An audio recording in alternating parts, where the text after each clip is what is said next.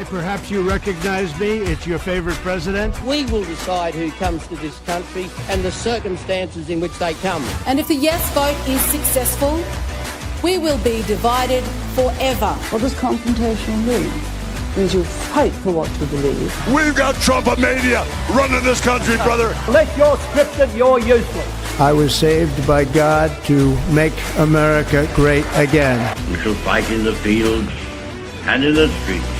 We shall fight in the hills. We shall never surrender.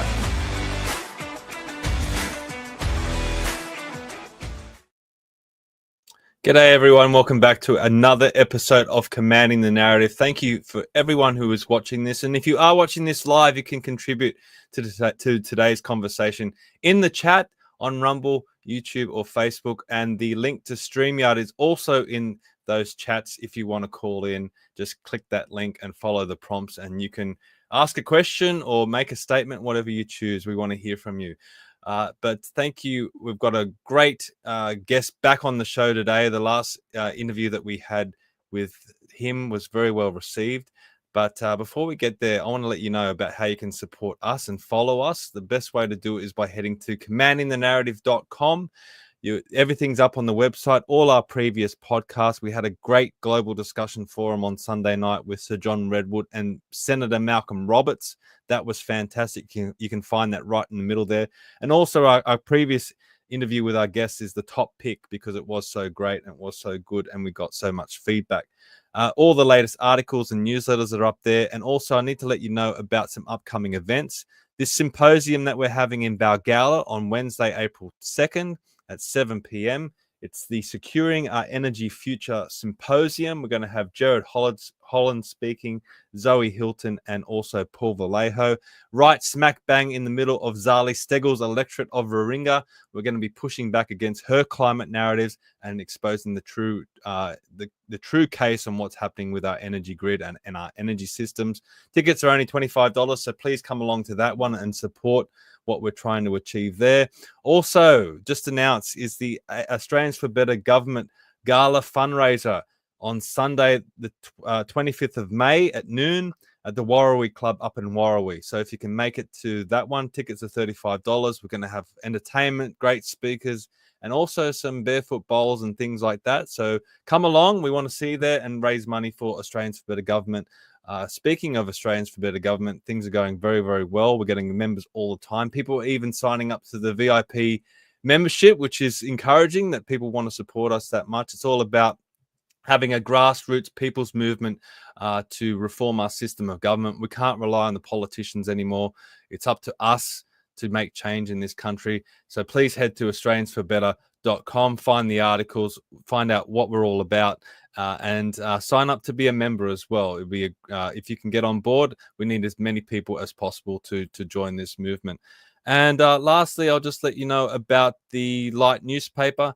Now, the current edition of the Light is out. Some really great articles there from some really great some writers and authors, some notable people. I've even got an article in there.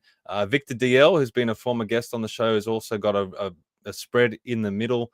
It was a great article by Victor, so please get your copy of the Light and help distribute that one. And just finally, if you want to donate to us, please head back to commandingthenarrative.com.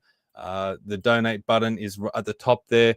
The sign up button is in the top right hand corner as well to get the newsletter. But if you can donate, it helps to pay for the stream, it helps to pay for the website, and most importantly, it gives me a very warm and fuzzy feeling inside, which is very important. Okay, on to today's guest. Now, the big thing that's happened in the world recently is this Donald Trump versus Volodymyr Zelensky showdown in the White House. Now, the guest that we're bringing on has spent time in the US Congress and also in the Senate and has been involved with presidents and notable people in the US. Let's bring him on to get his judgment of it all because he's got a lot to say. Dr. Christopher Reynolds, welcome back to Commanding the Narrative. Yes, good afternoon, Steve. Nice to be with you. Yes, it's nice to have you back. Why don't we start off by, just in your own words, tell us why you're uniquely placed here in Australia to speak on this issue. Like, you've been in these places in America, and you've dealt with a lot of politicians over there. Just give us a little bit of that background first. Yes, well, I'm the only Australian to hold positions within the US Congress and Senate. So I was senior professional staff with the House Committee on Children, Youth and Families, and then went on to be senior professional staff with the Senate Judiciary Committee. Now, the Judiciary Committee is the highest of the Senate committees, and the senior professional staff position is underneath the Chief of Staff for that committee. So there were 93 lawyers worked for that committee. And Chris, I've got a PhD in law, but I didn't pass any of the state bar exams to actually be qualified to practice law in any of the states. Nevertheless, at the time I was there, I worked with Biden, I worked with Kennedy, and I wrote Mitch McConnell's first legislation. I was there as an Australian and kept my Australian citizenship based on the quality of my work. I wasn't there because I was related to anyone or I had money, but I kept moving up and getting senior positions because of the quality of the work. And eventually, in working on several projects with the White House, I got a commendation from President Reagan himself, commending me, and it says, for your excellent work in the Congress. Now, as you see on TV all the time, the Congress and even the Senate and the House are in conflict, and they're certainly in conflict until recently with Donald Trump with the president. So you see it's set up that way. So for the president to actually write and give a congressional staffer, a Senate staffer, a letter that says, thank you for your excellent work, it was indeed a commendation. At one stage, there was a senior fellow in the White House that was considering employing me to actually come and work in the White House. And today I look at the people being interviewed to come and work in the White House as senior positions, and you can just imagine how the world would spin if one of those people was actually an Australian being to come and work in the White House. So yes, I was right in there with the White House, and the White House, you don't know, it has a monthly or bi-monthly special meeting, a private meeting for people that would support their programs.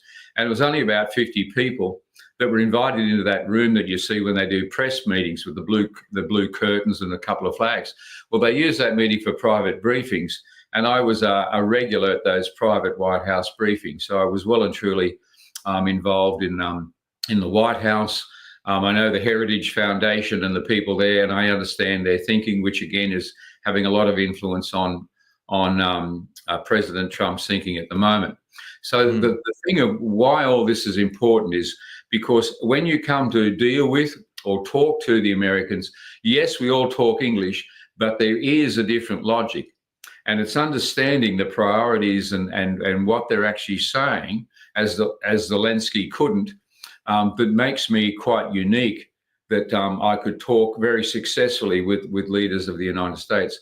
So when it comes to this latest interview, I could not help but see that Zelensky and many others in the next 48 hours just did not have a clue of what was going on in America's mind or why Donald Trump was saying what he was. Yeah, so you've written books about a lot of this stuff. This one here, Global Logic, The Challenge of Globalism for Southeast Asian Business. This is up on Amazon if anyone wants to check it out. But you're going to be referring to this book during this interview. But before, to go back to, that scene in the White House, there's a lot of people out there making commentary of it. There's a lot of people in the Australian media making commentary of it.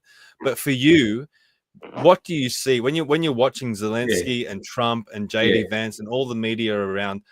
I guess peering between the forest. What can you see in it all? Yeah, that's the place to start, because as I watched the interviews, the interviews I got, I'm sure there must be a longer version, started off with Trump saying, what does he say to start with? But I'm not on anybody's side, I think is the first words that I got on the interview. And as I'm on America's side, I'm on the side of the world. Fascinating statement. I'm on the side of the world. And what side are you on? Was what what's being implied. And so as you watch the dialogue between these two, I would say most people watching it were absolutely confused as to what the argument was about and why they were arguing. And when Vance stepped in, what was he saying? and to watch it, I had to watch it several times myself, and I could feel the clash that was going on. But the only way to understand why they were clashing is to basically listen to one of the speakers and then the others. And so Zelensky is of a particular paradigm, which is not the paradigm that Trump is now thinking out of. So let me just explain that. When you listen to what Zelensky is saying, he is very much European. And I had to go and look up his background because, I mean, I thought, now I've heard this sort of way of approaching things before because I lived in the Middle East for 10 years. And many of the people that are Arabic do speak in that way. They're very hard. They know what they want to say. You've got to have their point of view. You should see them arguing with the police on the side of the road, you know. And then I thought, wait a minute, there's more to it. He's actually a Russian Jew. I don't know if that influenced him, but he certainly got that, again, Russian approach. And we'd see it as hard line. There wasn't any, well, you know, I hear what you're saying. There was none of that, or I appreciate your comment. There was no sort of discussion. He just had his point of view. Very European when you listen to it. And I want to talk about what that European view is and why it's now very quickly moving to the dustbin of history. On the other side of it, when you just listen to what Donald was saying, or if I may call him Donald, what Donald was saying, you listen to the key words. I'm on nobody's side. This is an unwinnable war. No, I'm not putting US troops into an unwinnable war. And no, you cannot join NATO, which was the very thing that the Ukraine wanted right from the beginning, that upset the Russians. The Ukrainian and Zelensky keep saying, oh, the Russians invaded us on such and such a date. And you think, why? Why did they come into Ukraine? And I couldn't help as I watched it. I felt like I was I've got 4 sons. And I felt like I was thrown back into my earlier life, where I was sitting beside the desk and number 2 son would come in and say, number 1 son just stole my marbles and I want you to come and sort it out, you know. And here it was, I'd put down my pen and my glasses and I'd go around and I'd stand in front of David and say, did you take his marbles? Yes. And Andrew would be standing there saying, and I'm going to sort him out, as in his own words, and you're going to stand behind me and back up everything I say. And you'd say, wait a second, how did you get the marbles? Some of them are your marbles, you know? So just to give it context, because I don't know how many people have actually watched the whole 40 minutes of it. Oh, yeah. I went back and did, well, first I watched the first 7 minutes. I actually watched it live. I was watching something else and then it popped up at 4:30 in the morning or whatever it was. But then I went back a couple of days later and watched the whole thing. And the media are criticizing Trump for going so hard on Zelensky. But if you watch that whole interview, Trump was controlled throughout. And the points that you just raised are spot on. Trump's message was, we need to stop the killing. We need to make a deal.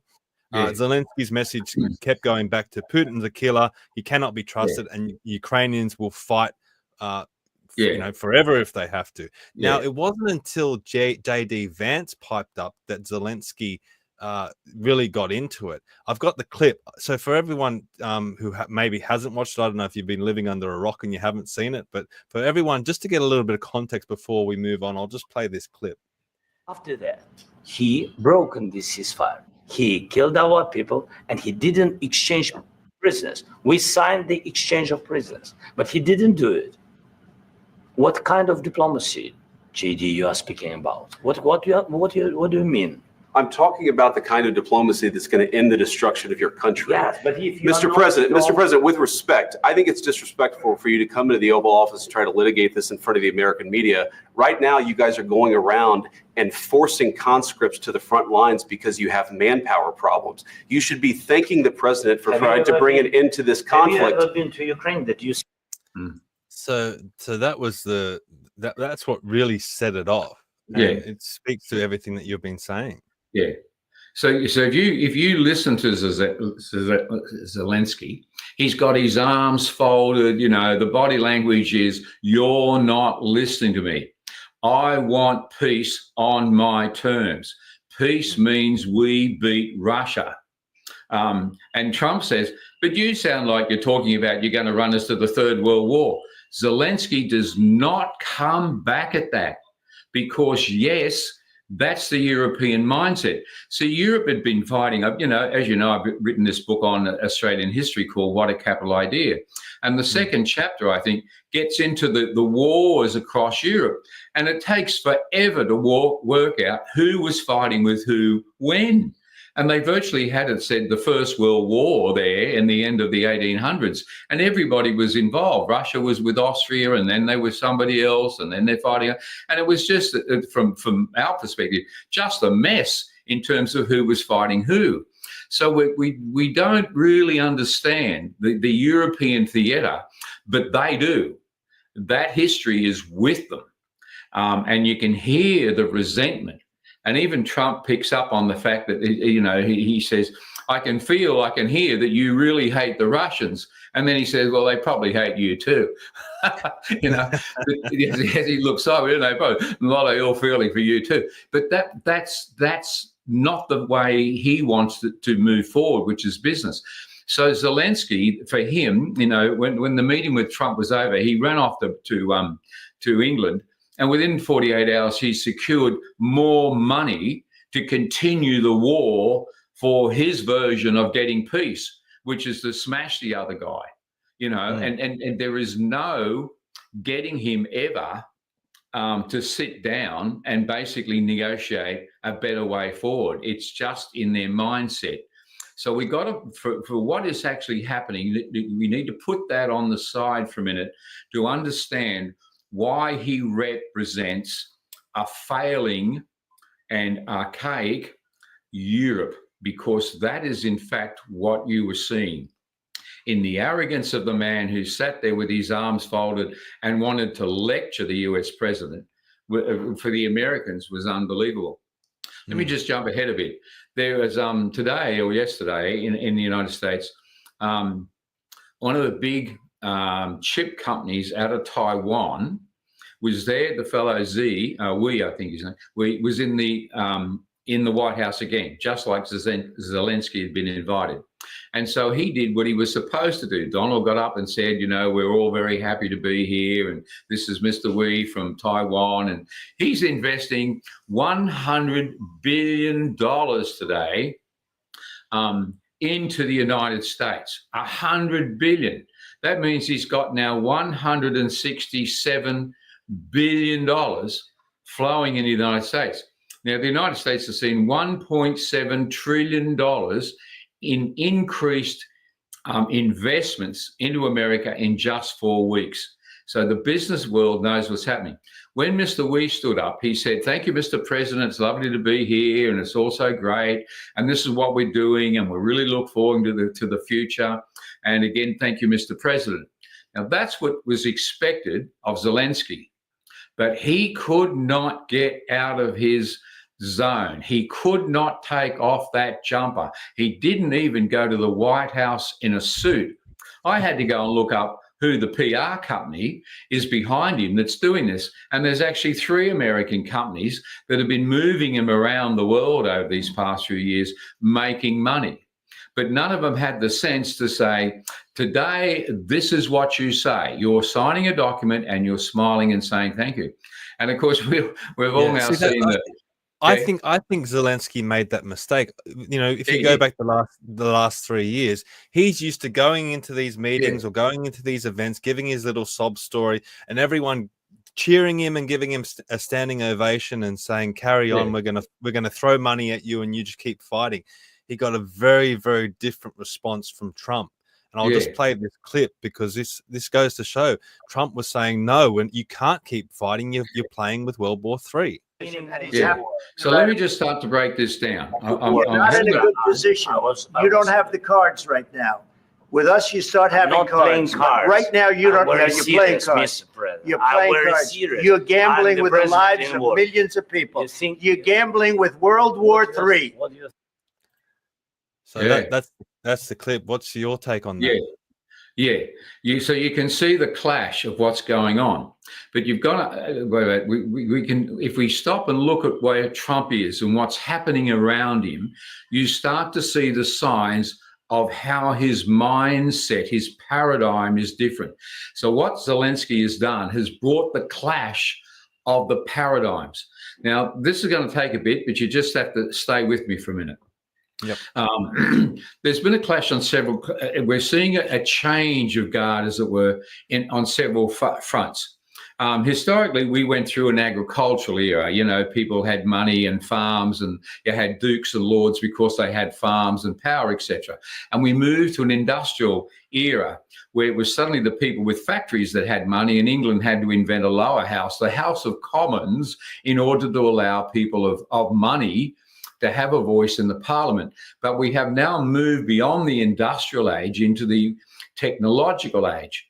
Now, when I wrote that book on global logic, I called it the ICT revolution, information communication technology. It's not just IT. It's the speed of communication that's so incredibly important. It's the amount of communication. When I wrote the book, if I remember the figures, they're rough. Europe turned over about $7 trillion a year as an economy. America turned over $9 trillion a year as an economy. Yet the London Interlink Bank turned over $1 trillion in trade every night. Wow. Every night. Now, the numbers have gone up, but it's also not just the speed of money, but it's the speed of communication. You know, money is just a figure, you know, in a dot and a dash that's moving across the world. Politicians come out and say, you know, I'm very glad that this other politician was with me and we get to shake hands in front of the cameras. But there's very little politicians can do today to affect what is really happening that's not global. Or it is global, I should say. It's not national. The communication and the finance systems are now global. So we're moving into a new era. And when I wrote that Global Logic 20 years ago, as a social prophet, telling the world where it was going, I was predicting that we would have this clash, as you would, between those that are invested in the industrial era and those that are now moving the ITC world in front, which is again the point of Taiwan bringing $167 billion into America this week, and the 107 trillion that's moving in. So we're moving into a different world. It's almost like we're in space time, and you know, it's sort of something out of a movie, and we are. And that then becomes the problem. So what does Donald want to do? Here comes the Donald paradigm. He's not just a mechanist that wants to see conflict, that has to have an enemy. He's now moving away from the functionalist model, which is where we get all our bureaucracy. We've got to have lots of regulations. And they're picking up on how Herbert Mead wrote in the 1930s, and that's more of an interaction model. It's interactional. It's happening now. There'll be another interaction tomorrow. Change is part of just the system in which we live. We've got to be there as change agents. So he's affecting the money system with Bitcoin. He's affecting the computer system with the chips. He's out to do so much more about how the world. So he's also bringing down all the cyber warfare guards against Russia. What do we need them for, Putin? You know, if you bring down yours and I bring down mine, we can get on with doing, what's the key word here? Business. Business is about money. Zelensky wants money to buy armaments for a fight. Trump and the New World Order only sees money as a means for the interactions to go on. And so he says, we'll put money into your country and we'll buy those special minerals, rare earths. What do they use for? The computer business. So he's only interested in the future. We'll put money in your country, we'll do a business agreement, and with that you can have your security, and then we'll go talk to the Russians. But I'm not on anybody's side, he's trying to say to Zelensky. So here is the clash of what's taking place across the world. So we have to see, understand that it's a clash of not just, as it were, new world order, it's just a new world in terms of technology versus an industrial world order of the Europeans and NATO. You mentioned before the Middle Eastern element to Zelensky, and as you're speaking now, I'm reminded of the conflict in Gaza as well between the Palestinians and Israel. Is it a similar thing where it's like the conflict just wants to go on forever, and Trump's looking at it going, mate, look at your coastline. You have tremendous opportunity here. You can make resorts along this coastline. It's a beautiful place. You can build it up. I mean, he kind of used the same argument with North Korea as well, and said you can open your country up to the world and do business. That's his mindset. But these other leaders are just focused purely on tribal conflicts. Yeah, you're right. So there you've got another one. The Palestinians, who were the Philistines, is the same word when you chase it back, have been fighting the Israelis for how many centuries? Is it 4,000 years or something? This war's been going on, and they carry that history with them. You've done this to our people. It's our land. Well, it actually isn't. It was all sold by private companies and owned by Israelis who made purchase of the land. Oh, no, it's still our land, and we're going to have this fight. What is intriguing, fascinating really, is how Russia is prepared to walk away from those hard lines. We've always hated you and we're always going to continue fighting with you. When you saw the interview with Putin, or Putin had an interview, it was Tucker Carlson. It must be within the last year. It was amazing to see Putin speak about things. And again, he was sort of saying, well, this is a nice topic, but where I want to take Russia is into the future. There's other big things happening with technology and communication, and that's where we're going. And he would stop and sort of, shift in his seat and sort of say, oh, well, the war is happening. Well, and there's reasons for it, but it's not where my mind is. The other clue to this is, if Donald was on the phone to Putin 2 or 3 weeks ago, and they were on the phone for 1 hour and 20 minutes, but only spent 10 minutes talking about the Ukraine, what did they talk about? What did they talk about? Because they're talking about business. They're talking about the future. Putin is a billionaire. He's used to money in business, and he's thinking not just in terms of my current asset, but his current asset, even in Russia, is where the future's going. All good. In fairness to Zelensky, he's making the argument that Putin can't be trusted, and he'll probably, if there is a ceasefire, Putin will break it. Do you think there's any credence to that? Well, there probably is. I mean, but again, we'd have to sort of sit there with the two boys and say, well, why have you got the big blue marble when he wants the big blue marble? And, you can see this. And does it do us any good? I mean, what are you going to do? Slap him on the hand, or you want to get the blue marble back? And why did he break it? So you can see how you could get involved in this. But what are you really hearing for is this spite. So they're not coming anywhere near being able to shake hands and get on with something fantastic into the future when you're talking spite and hatred, and he owes me and I want this and I want that. So you can see why Donald and the others are scratching their heads saying, we got other things going on here rather than your war. And if we walk away, guess what? You don't have a war. Talk to me about J.D. Vance. What was your interpretation or impression of him? Because he came across as very impressive to me when I was watching it. How did you feel about it? I tell you what I am impressed with is that when I saw him speak, and I've now seen the fellow who is the Secretary for Defense speak, and also Rubio, he's the Foreign Affairs, it's like I'm hearing the same person speak. And I think is there just one guy writing all of their speeches. So I cannot believe, I don't know if I've ever heard a team so on the same page and so confidently on the same page. Vance wasn't looking at Trump to sort of get approval for what he was saying.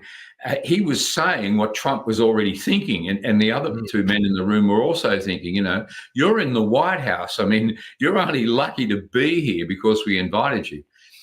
So I'm hearing the same sort of thing. So Vance, of course, is also published. He's a very intelligent person, But wherever they're being, all sitting and having lunch and talking to each other, there is, it seems to me, no disagreement. It is absolutely amazing to hear that they all understand how they're going to make America great again. Now, that needs to be broken down, I think, too. When they're talking about making America great again or restoring the American dream, they're not talking about going backwards. They're not talking about the dream of the 1960s of lovely suburban homes and new fridges and new televisions and a great big car in the driveway. That's not what they're talking about. They're talking about strength and leadership and the future. They're talking about business and economic opportunities. Now, again, what do you need if you're going to succeed? You need energy. We need to get the fuel prices down. Taxation. How do we get taxation anyway? Can we get rid of the IRS? Why don't we have, instead of the Internal Revenue Service, the External Revenue Service? Can we actually run this company on tariffs? These are amazing thoughts.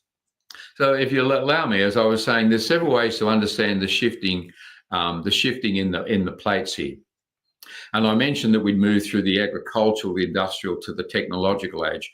But there's another major shift too. In 1776, a guy called Adam Smith put out a book called The Wealth of Nations. And he is basically the father of economics. He comes up with the term and he talks about supply and demand, and we get the demand curves and supply curves.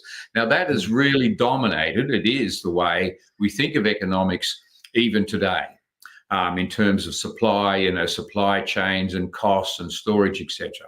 Now, then what happens is that model gets threatened. It's all free enterprise. It gets threatened with the Great Depression with Maynard Keynes, an English economist, who's actually talking about the welfare net. Now, Australia is still in Maynard Keynes functional regulation thinking. We have 1/3 of the nation works to support the other 2/3 of the nation, which is an incredibly insane economic proposition. But also between them was a guy called Karl Marx. Now, Karl Marx was basically writing about the poverty. You'd think he was writing about the poverty of nations in France and across Europe. But no, he is the third of the great three economists, because he was talking about it is labor that gives value. It's labor that gives anything value. And so the whole way we understand economics is based upon the human effort to even give diamonds their value. But it's changing. Russia's walked away from communism. China this week is saying it's the private sector that's actually running China. So China's moving away from communism. But we're quite happy in Australia to still be very socialist in the way we run our social welfare programs. And we're not even anywhere near the changes that are going on. So, but it's no longer labor that gives value. It's intelligence. Where we used to talk about the haves and the have-nots, it's now becoming a world of who knows and the have-nots, the knows and the know-nots. That's not donuts. But you got to see. So where is the value on someone coming in to fix my computer? He spends half an hour, but what he does is worth, he says, well, that half an hour is going to cost you $20,000 because he just said it was. And he's giving me the price of the value. So you can see even with that, and this then relates over to the Bitcoin business. What is value? So Europe is in a lot of trouble. And there's our next topic. Why is Europe in a lot of trouble? Well, we'll go into it. Like, I mean, it is a stark contrast, and maybe before we get to Europe, I do want to come back to Europe, but let's focus on Australia, because I've got an article up on commandingthenarrative.com which talks about, why isn't Peter Dutton getting on the Trump train? You would think that they would just follow Trump. He's trailblazing, but it's not happening. And Dutton's the furthest thing away from Trump than we can imagine. And Albanese's worse. And I've got this clip of this is Jackie Lambie talking about the Zelensky thing. I'll just play this quickly because it just goes to show that our media, our politicians, the whole establishment are not seeing what's happening. They're not seeing this shift, this paradigm shift that you're talking about, and they're still backing old Europe. Ability coming out of that man is absolutely blind. So the only thing Zelensky did wrong, he should have just not interrupted, and he should have just made him make an absolute complete dick of himself, Trump, because if he hadn't have interrupted him, just let him keep going and going and going, I think you would have seen the full nature of this man. And he is a problem. He is a real problem. So what that says to me is that here in Australia, we still don't understand Donald Trump or what he's trying to do. No, it's what you saw is an uneducated opinion. Doesn't understand what Trump is doing, where he is going. Why is there $1.7 trillion coming into his country in 4 weeks? I mean, how much have we had coming into Australia? You know, we sort of continue to watch our exchange rate like 62 cents in the dollar. I mean, it's not, nobody wants our currency even to do trade with us, except if, you know, they're buying our dirt, as it were. So, yes, Australia, what happened with Australia? We had our leaders step out, and they're fascinating. I mean, here is the Socialist Labour Party, who has been tied to Russia and used to think going to Moscow was the Mecca of their political, religious cult, going to Russia and going to Moscow. So it was unbelievable that a Labour politician would dare say, oh, we're going to stand with Zelensky. Why? Why aren't you with Russia to start with? You know, and here's something that's also going on. This is important to Australia. What happens if America is walking away from Europe, making friends with Russia? They're going to do business. They're looking to the future. Where is the bigger game in politics of America talking to Russia? It's breaking the link with China. What are we concerned about in this zone? It's China. Where is any future conflict? I don't want to use the word conflict, competition in the world with America. It's with China and Southeast Asia. We are only able to survive as a country with no defense because of the 7th Fleet. I think it's the 7th Fleet off the coast that's in the China Sea.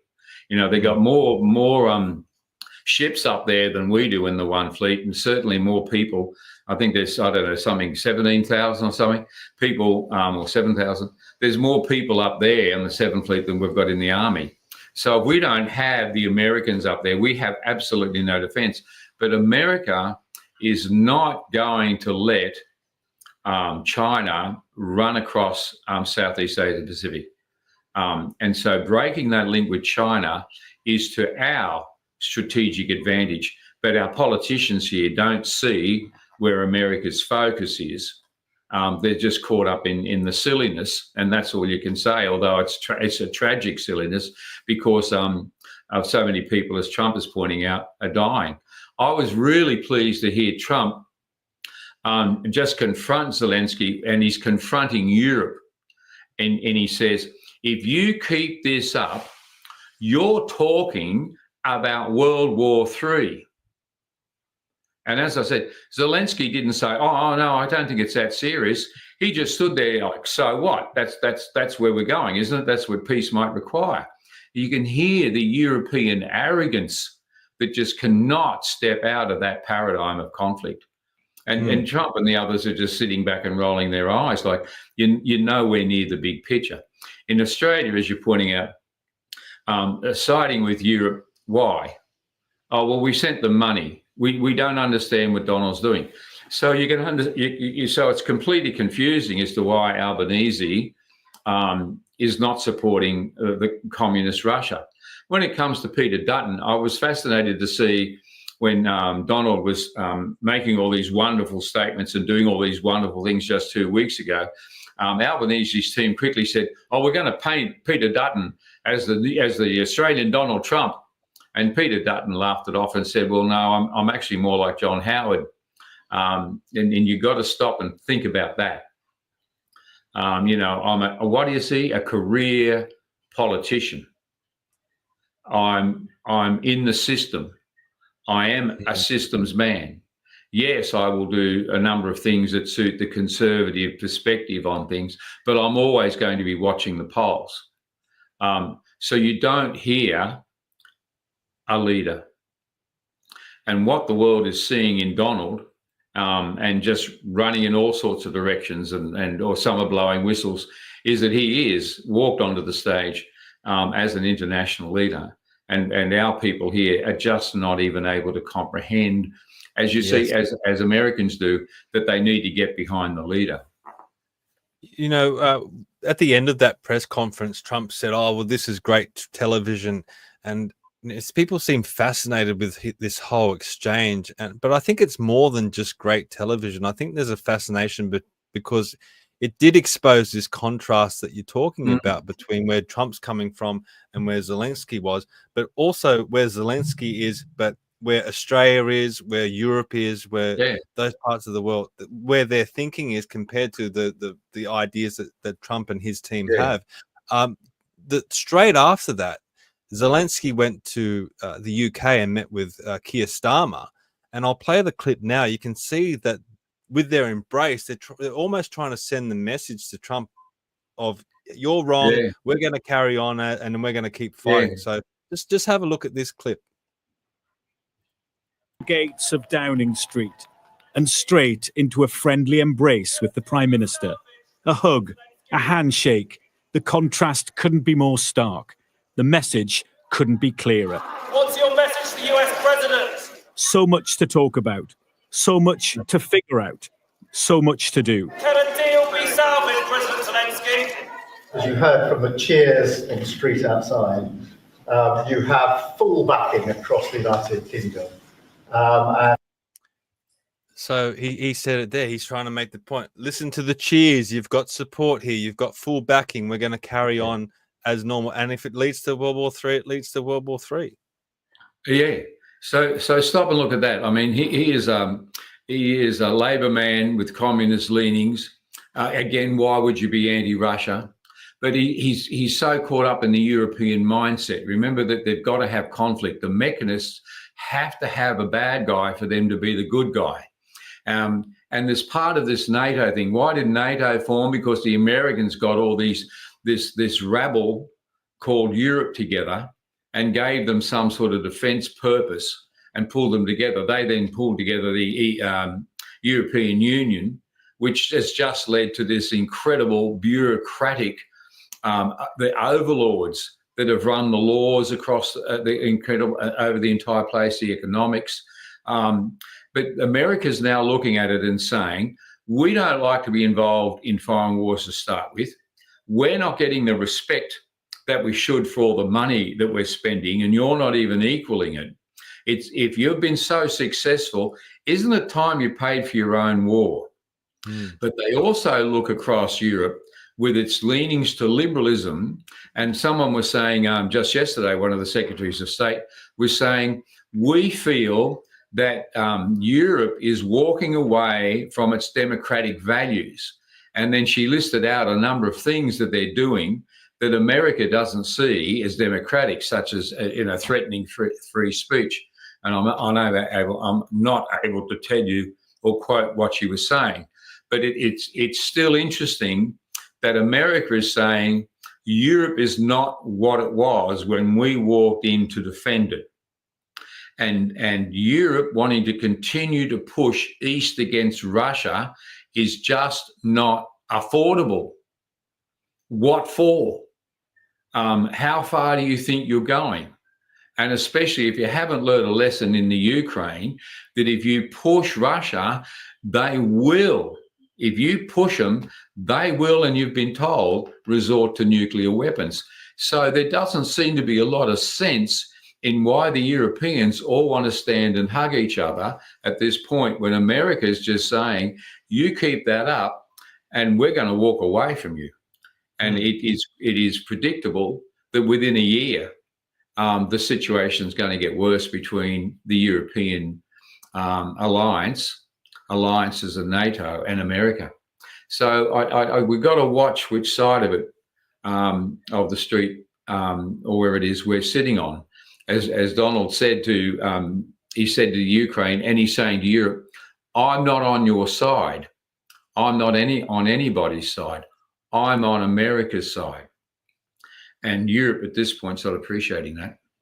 There's a lot of historical context to all of this, because Europe has, as you said before, Europe's been fighting each other for centuries. I mean, it might, UK is on France's side, and then they're against them, and then they're against Russia, and then they're on Russia's side, and it's just back and forth, and they're constantly at each other's throats, and this human game of chess is going on. Whereas if you go back to when they first formed the American Constitution, America was meant to be isolationist. They weren't meant to get involved in foreign wars, and it wasn't until World War I and World War II that they stepped outside of that through a lot of pressure coming from Europe. Do you want to give that historical context?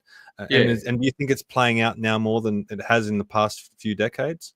Yeah. So even with the 13 states that rebelled, and I wrote that down in my book on What a Capital Idea. You know why? Well, there was a lot of Scottish money coming into the Scottish banks, into those colonies, and a lot of Scots in those 13 colonies that were anti-British, and they're still, English, and they're still anti-English in so many ways. But the French were wanting to do business with them. And the thing about if you set up a colony in America, they were private companies, and we don't appreciate that they had a letters patent as a private company, a joint stock company, to go and set up in Virginia or Philadelphia or Maine or wherever it happened to be. And so the private companies with private people that were actually running this. The thing about Australia, or New South Wales, was the first government paid for sponsored colony that Britain had ever established. But getting back to the American situation, they wanted to do trade. Or the thing about setting up the colony was that you had to pay taxes, import duties on the goods going into England. But the Scots wanted to do business with the French because there wasn't any taxes. England said, no, you can't do that. And they kept doing it. So the British Navy went down and they sunk 100 ships. I mean, you've got to stop and think about that. 100 burning French and American ships, and said, we told you not to do it. And a few years later, they were back. So a lot of the people coming into the United States came in from Scandinavia as well, which is where you get a number of Minnesota and Idaho. The names of the states come from Scandinavians. Who were also religious-based and anti a lot of the authoritarian structures of Europe, as were the Scots and many others, were sick to death of the class society of Europe. And America, like Australia, became an egalitarian society. They were sick to death of the European wars. And so when it came to even the First World War, it took some years before America got involved. And with the Second World War, business people out of America were selling uniforms and tanks and whatever to the Germans as well as the Brits. So it took the war in where? It took the war in the Pacific, in Pearl Harbor, to drag America into not only war in the Pacific but also Europe. So yes, and then with their wealth, etc., and intelligence, they tried to pull Europe together because they had a new enemy called communism. So Russia has always been part of Europe until it became communist. And Russia wants to rejoin Europe. And Putin has said, our enemy is not amongst ourselves, the Europeans. Our new enemy is going to be with the Arabs in the Middle East, and let us join NATO. But the other NATO European countries have said, oh, no, you can't do that, then we won't have an enemy. So you can see how stupid the logic is when Russia has been part of Europe. You know, think about the music and Tchaikovsky and all the literature, etc., the swapping of kings and queens and whatever, in this sort of thing. And so it becomes part of that European. It's just a phase in Europe for Russia to be on the outer. So America never has wanted to be part of that old paradigm. And now, so now with all the new opportunities and the new money and the new way of seeing the world, America has just taken off in such a different direction that Europe's not going to be able to catch up, because Europe has tied itself into an industrial model. Even its major car dealers with its BMW or Volkswagen have stayed with the old ways of doing things. And now I understand that Germany is in economic trouble, as is France. So the old models are not serving it in the new era. So that's why you've now got the Donald Trump shaking his head and saying, oh, who is that? Oh, the new leader of Germany. Oh, they've got their own problems, and laughs it off because they're not interested. No, it's interesting when he had Keir Starmer. This was before what happened with Zelensky. He had Keir Starmer to the White House, and he just made that little offhand comment, oh, can you take on Russia by yourself? It was almost as though he knew what was going to happen, that UK would continue to support Ukraine and they would continue the war effort. And Trump was going, okay, well, you can do that, but you're going to do it without me. And he's just come out today. I'll play this clip. He's come out and he's saying that he's going to pause military aid to the Ukraine. Yeah, only pause. There's a good word. Aid to Ukraine. Mr. Trump previously refused to confirm if he would temporarily stop aid to the nation, but he made it clear it's a fast-moving situation. The US president launched a fresh attack on Volodymyr Zelensky as well. Well, I just think he should be more appreciative, because this country has stuck with them through thick and thin. We've given them much more than Europe, and Europe should have given more than us, because, as you know, that's right there. That's yeah. So you were laughing. So you think it's just going to be a temporary pause? You don't think it will last? Oh, I'm surprised he didn't do it within 20 minutes after the last interview. I thought, well, I mean, what else is going to happen? There's no troops going in. I mean, when you insult someone who's the president of the new free and advancing world, and sort of say you're wrong and I'm right, and all your money I'm going to use to get peace my way. I mean, Donald was insulted, and Zelensky is one of the few people I've never heard of another person being walked out of the White House before, but there he was. So I was surprised within 20 minutes, and I'm sure they did. Within 20 minutes, they said, well, that finishes his money, doesn't it? I mean, how much has he already got that he's been appropriated, passed through the Congress, but hasn't been spent yet? Stop it. But it's a nice way. Well, we better slow the whole thing down, Donald. Wait 48 hours. And then so we're going to pause the money going into this place. Pause it. It's just permanently paused, I think.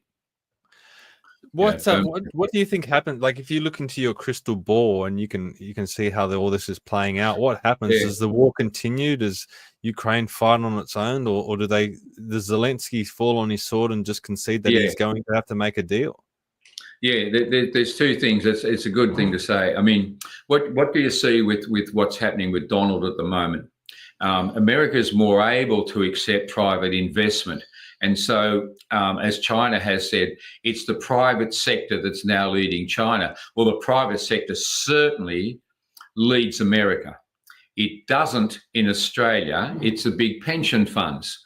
This whole business of superannuation, these companies are massive. And our country and our economy is not led by private enterprise coming in and making all the changes that we see in America. Europe is also very functionalist, regulated, etc. So it's the private sector. How, one would ask, are they going to be able to do anything in Europe? So it's just in the mud. It's not going anywhere. It can't advance. This is the European thinking. It's just stuck. It's moving towards recession, I think. So how then does Europe get an injection of private funds to move and advance its economies forward? Well, it's not open to do so. It's got so many regulations. So how is it going to move? The salvation, I think, for Britain, because it's only relating to Europe out of choice, not out of necessity, is in Nigel Farage. If you listen to Nigel talking, he's in the same room as Donald. In fact, he was standing in front of the stage when Donald was giving his his speech after getting all the numbers to be president. And Nigel, by the way, has got a copy of my book, and he and I were talking about it months before, I don't know, not quite a year ago, when he had time to talk to me. But then Elon Musk has said, oh, you know, you've got an election coming up. Would you like $1 million? I think it was actually more than that. Would you like $1 million? So you can see that because Nigel has spent time in America, his thinking is the same. Britain was the greatest empire in human history, run by private enterprise. And what's happened? Well, what happened is the 2 world wars brought it to its knees. And why hasn't it got back up again? Well, because it's brought in all the regulations, and it had this romance with the EU for a while that actually helped cripple it and took so much money again out of the coffers in England.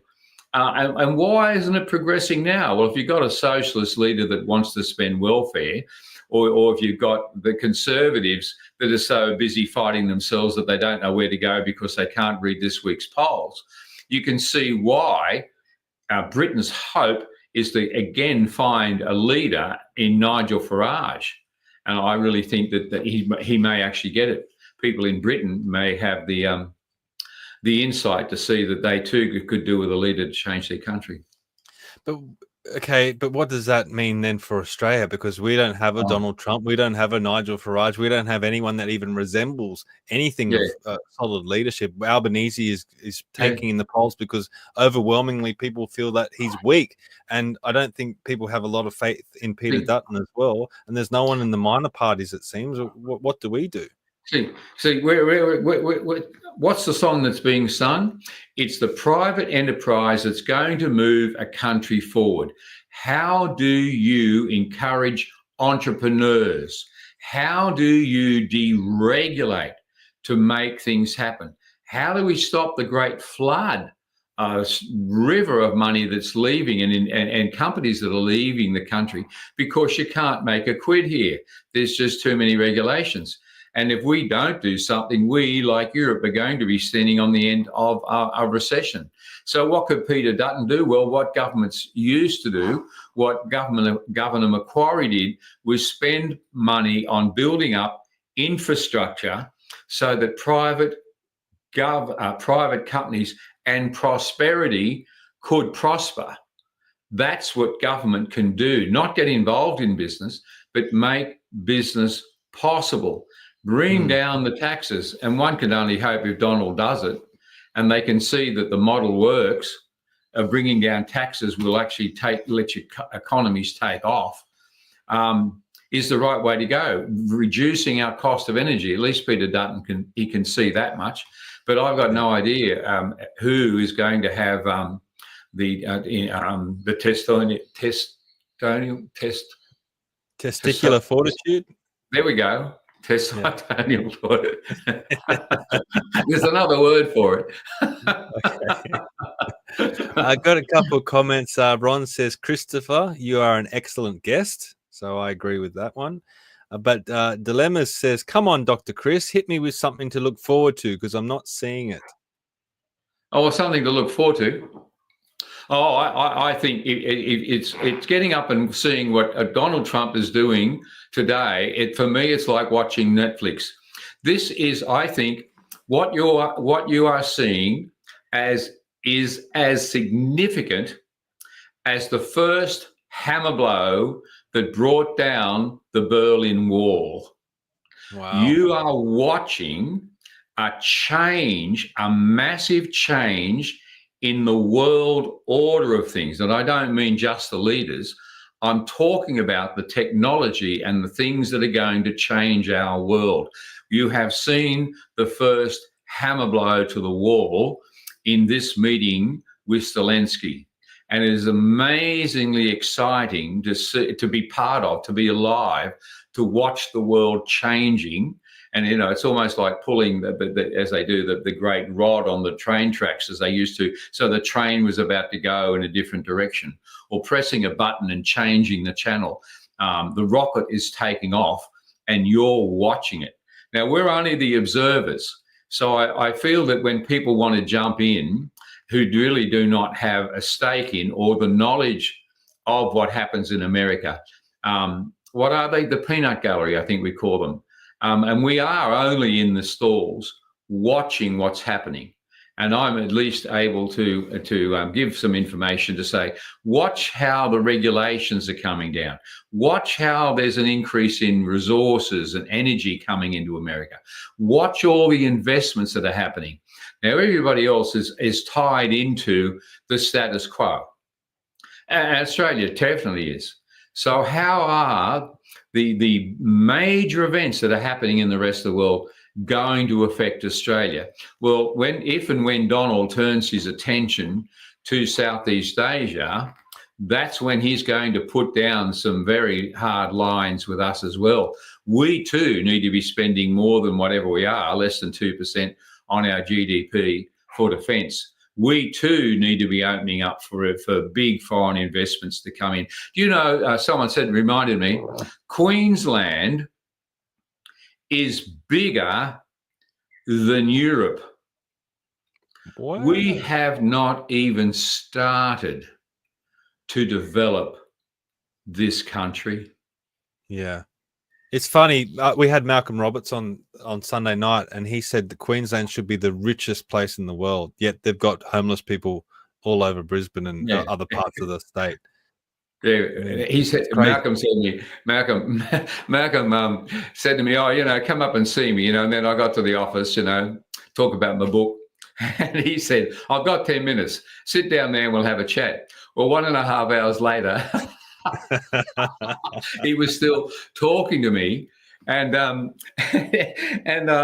was driving. I did what I shouldn't do. The phone was ringing, and I had it on my lap, and I pressed the button and I said, "You know, hello." And he said, "Oh, Chris, it's Malcolm." And I said, "Malcolm who?" I'm busy driving. I've got to hang up. Malcolm Roberts. Oh, Malcolm, I'll pull over, you know. Malcolm who? So Malcolm and I have had a number of conversations. And yes, I have a lot of time for him. And if there's a politician that can logically catch hold of, he and Jared Rennick are two of them in Queensland. And what he's saying is what I've said before. Queensland could be so great, and we have an opportunity under a Conservative government just to open it up for business. We could just take off. But who's behind the Conservative Party, and how are the polls reading this week? And, you know, should we really do something? And could we really change education and put Australian history on the curriculum and get all the woke stuff out? So I don't hear the enthusiasm that Malcolm's got in really making this place take off, but it could. Yeah, it definitely could. Now, you mentioned the status quo, but you also brought up that this could be a moment similar to the bringing down of the Berlin Wall. Yeah. Will the establishment let that happen? Like, what can they do to stop Trump? I mean, he's already been shot at once. I mean, and there was another attempt as well. Do you think anything will happen? They've had a good go at trying, but he's well and truly in the driver's seat now, and the Democrats have been relegated to, I don't know if they've even got a seat in the kitchen at the moment, but they're certainly not sitting down at dinner, you know, in the main room at all. They've just been delegated to the scrap heap because he's just taken off in terms of what he's doing. Repeat the point again. You're saying what? So I'm asking about the establishment, the old world order. Oh, the establishment. Yeah, well, those in control will always struggle to maintain control. And we have a problem there. So how do we move forward? Donald is saying and so is President Xi of China. It's the private sector that will move us forward. It's the entrepreneurs. You know, does a politician ever have a good idea? You know, it's what does a politician do when there's a problem? I'll take the Chinese coming down the coast. Here's a problem. What are we going to do? Oh, we do what we naturally always do. We form a committee. Now, you know, I don't know whether a committee is ever going to move us forward and bring the progress. It was worse than that. It was worse than forming a committee. Albanese got up. It was worse than that. he started defending the Chinese and started making excuses for them. Oh, they did give us notice and blah, blah, blah. Oh, well, then maybe they'll be on the committee, mate. Give them a seat, make it equal. Everybody's got to be there. We've got to have all the genders and all the political persuasions. Get the Chinese involved. I mean, you can see that what I'm saying is, when did a politician have a good idea? I mean, I'm sure there is one, but it's a good thing to throw out there just as a good comeback, A good idea in terms of how to progress this country. I mean, here's a good idea. We need to do something about our lack of water in the central parts of this nation. The idea is we need to get water from the places where it is in rivers to the places it isn't. Oh, there's a mountain involved. Oh, a mountain. Oh, there's 2 mountains. Oh, gee, I don't know. A couple of mountains. I don't know. We can go to the moon, but we can't get water to the central areas of Australia. And who's going to own it anyway? Oh, we'll have to shell shares in the water, mate. It won't be just the government. People won't just have access to the water. So you can hear the mess that we can't even get over our major geographical problem of the lack of water to move ourselves forward. And Dutton moving forward on Peter Dutton moving forward on the nuclear. There's a good idea. I have to say, there's a good idea. Okay, well, let's finish up with Zelensky, because I can't help, but play this clip, because I think it's something that I've been questioning for a long time. Why does Zelensky never wear a suit? And they almost use it as an opportunity to just paint him as like this, bizarre character. Trump made light of it when he arrived, and also this question from the media came through where they were ridiculing him, it seemed. Why don't you wear a suit? See, he's got, as I said, I've been fascinated. Why don't you wear a suit? You're at the highest level in this country's office, and you refuse to wear a suit. Just want to see if you own a suit? Yeah, you have problems. A lot of Americans have problems with you not respecting. I don't have such. I will wear a costume after this war will finish. Okay. Yes, maybe something something like yours. Yes, maybe something better. I don't know. We will see. Maybe something cheaper. So you can tell that Zelensky really didn't appreciate being asked that question. Yeah. But you see, when it all started, this guy he's got a degree in something. I've got to give him that. But he gave away what his specialty was and became a comedian on stage. Now, the Ukraine went through a revolution. And I had a friend who went over there to teach English, and he got caught up in it. And he said, there's fighting, I'm getting emails, and he's on the phone, and Stan's saying, there's fighting in the streets. I'm having to run. I found a monastery to hide in. Well, he was hiding in the monastery for years, teaching English to the monks, with Stan. Now, that was before.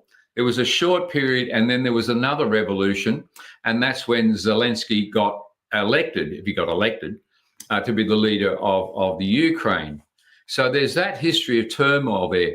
But somebody got to him straight away. But he's now got 3 PR companies, American. One is something like Curve.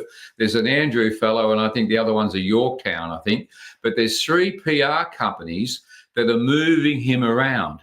And so they said, you've got to look like you're one of the troops. You're out there on the front line. You've got to be crawling out of the trenches. It was like the movie Wag the Dog, if you've ever seen that, where they're trying to dress up the president and get him out of the trouble with the girl guy that he had. And then, they're making the whole war scene of the woman and the cat. And so here it was with Zelensky. Put on the army T-shirt. Wherever you go, you've got to be the military figure and raise all that money because your country is in trouble.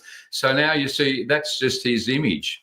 Like Donald and the tie, but for the Americans and certainly for the British, he would not get into Buckingham Palace being so unsophisticatedly dressed as he did. But it was a great insult to America for him not to even dress appropriately.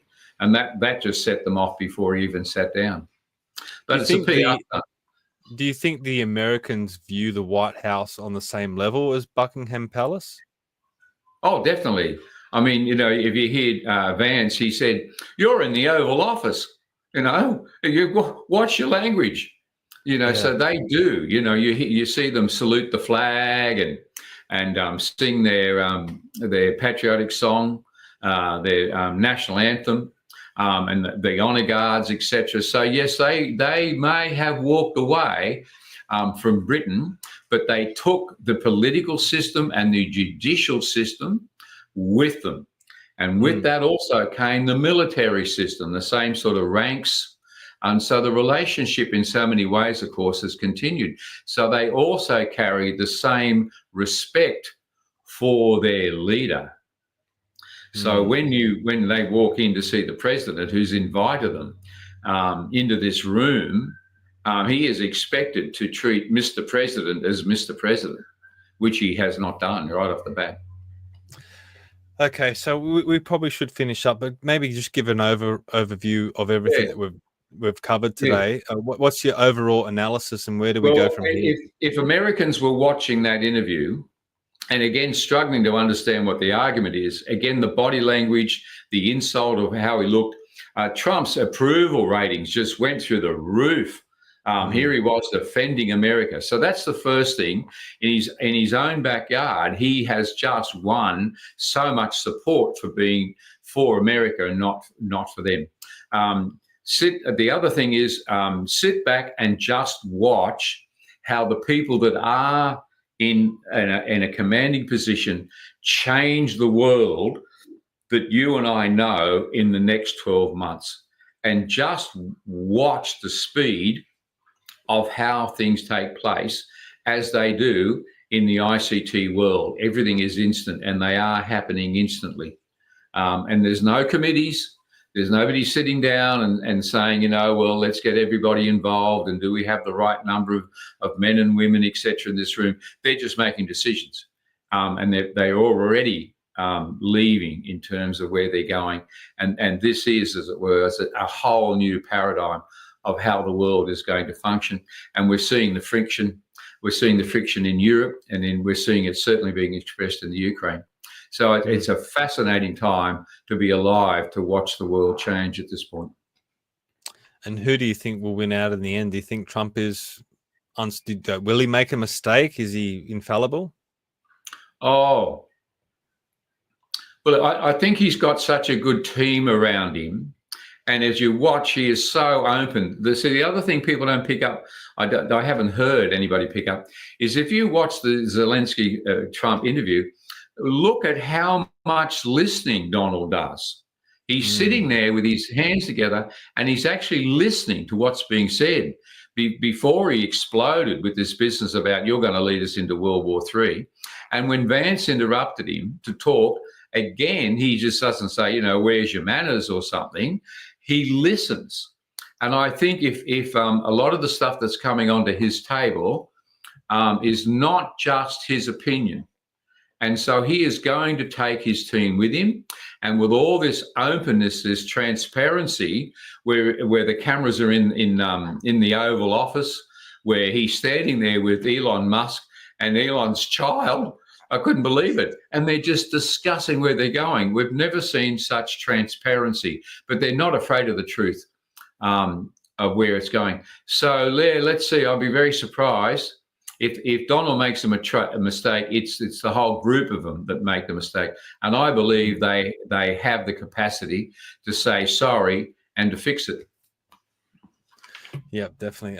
All right. So you've written two books. I want to let everyone know about. The first one is this Global Logic book that goes back to 2002. You were talking about a lot of this stuff. This one focused on Southeast Asia. What can you say about this book? Yeah, yes and no. Now, that's out of print. It was printed by the biggest publishing company in the world and was really quite successful. It starts off with an analysis of Southeast Asia, but again, I use it to look at the financial situation, and then I talk about the sorts of things we've been going on about, how the world and business is changing. If somehow people can contact me, I can email them a PDF, call it $25. And you can have the book, or even $20. You send me $20, I'll send you the PDF, and you can have it on a form that you can read it. But it's a good read in terms of the analysis. The other book, of course, is only came out last year. What a Capital Idea, Australia 1770 to 1901. And it's available. You can get it through the website, which is reynoldlearning.com. And if you go to the history page and the book there and you press buy the book, if you can remember, there's a voucher code opportunity there. It says, do you have a voucher? If you put in 1770, the price will drop from $109 to $80. So I think that's what, 20-something dollars discount, $29 discount, if you remember to put in the code 1770. And you've only got to type into the internet, what a capital idea, and up will come the book. But it's selling incredibly well. There's 1,600 copies have been sold in less than 12 months with this book. And I'm told that a copy has now arrived at Buckingham Palace. So I'm very pleased about that.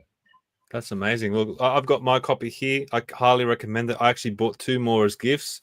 So I encourage everyone to do that as well. Don't just get one for yourself. Also get one to share with your friends and your family, because I think it's that book there is incredibly important in my opinion. And I encourage everyone to go back and watch the previous interview that I did with Dr. Reynolds about the history of Australia prior to 1901, because that was an incredibly important story that a lot of us are not hearing, and we haven't heard that for a long time. So that's another huge issue. So please, as he said, head to reynoldlearning.com and you'll find the book there, and follow the prompts, and also remember that code as well, 1770. But look, Doctor, if you contact me about Global Logic, we'll figure out how to get you a copy.